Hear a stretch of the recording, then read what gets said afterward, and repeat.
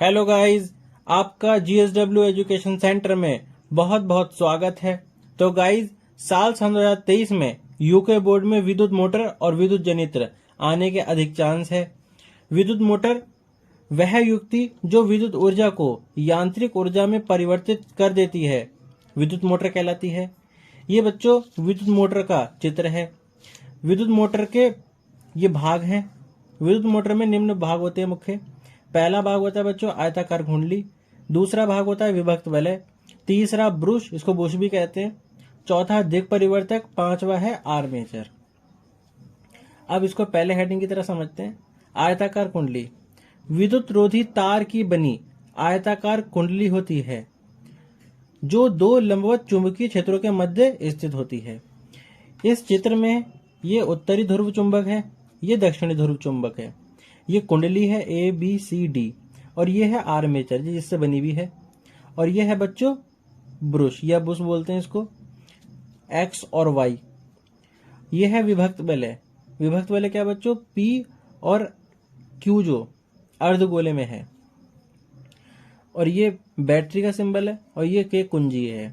तो विद्युत रोधी तार की बनी आयताकार कुंडली होती है जो दो लंबवत चुंबकीय क्षेत्र के मध्य स्थित होती है। मतलब ABCD ये आयताकार कुंडली है जो N और S मतलब उत्तरी ध्रुव चुंबक और दक्षिणी ध्रुव चुंबक के मध्य स्थित होती है। दूसरा हेडिंग है विभक्त वलय।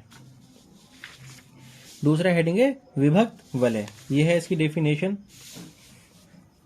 आयताकार कुंडली के दोनों सिरे अर्धगोलाकार रचना से जुड़े होते हैं जिसे विभक्त वलय कहते हैं। आयताकार कुंडली के दोनों सिरे, यह आयताकार कुंडली है, इसके ये दो सिरे हैं P और Q। ये P और ये Q, ये अर्धगोलाकार रचना से जुड़े हैं जिसे क्या कहेंगे, विभक्त वलय। तीसरा हेडिंग है बच्चों यहाँ पर ब्रुश, इसको बुश भी कहते हैं। विभक्त वलय के दोनों सिरे चालक के द्वारा स्थिर किए जाते हैं और विशेष रचना द्वारा जोड़ दिए जाते हैं जिसे ब्रुश कहते हैं। ये डेफिनेशन में लिखा गया है बच्चों, विभक्त वलय के दोनों सिरे मतलब विभक्त वलय के ये दोनों सिरे,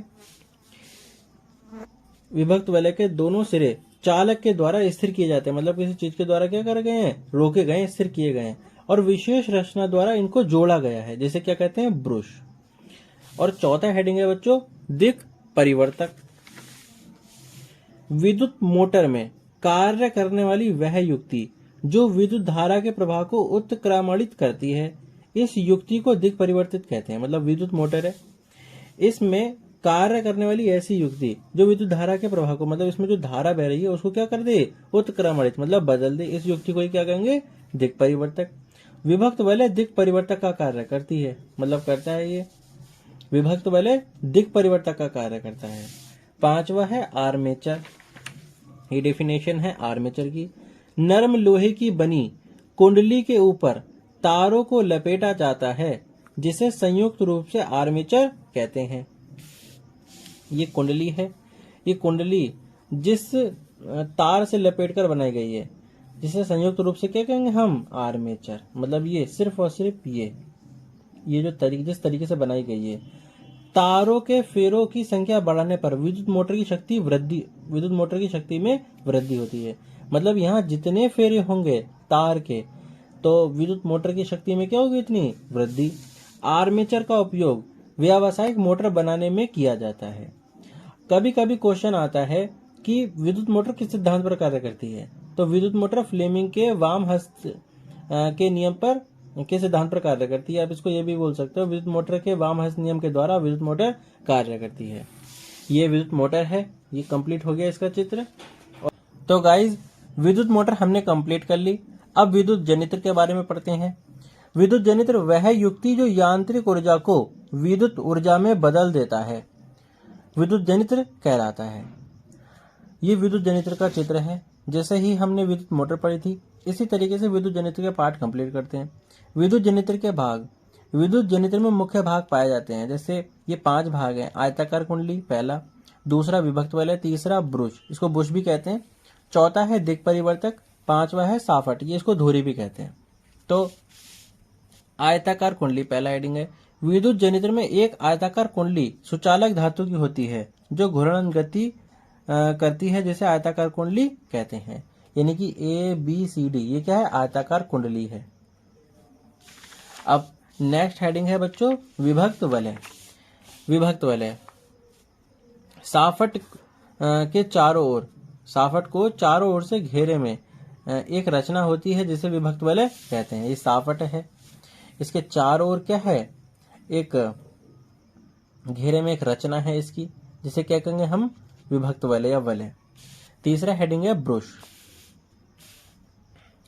यह है बच्चों साफट में बाहरी सिरे पर दोनों ओर से ब्रुश लगे होते हैं जो परिपथ में विद्युत धारा प्रवाहित करने में सहायता करते हैं, जिसे बुश या ब्रुश कहते हैं।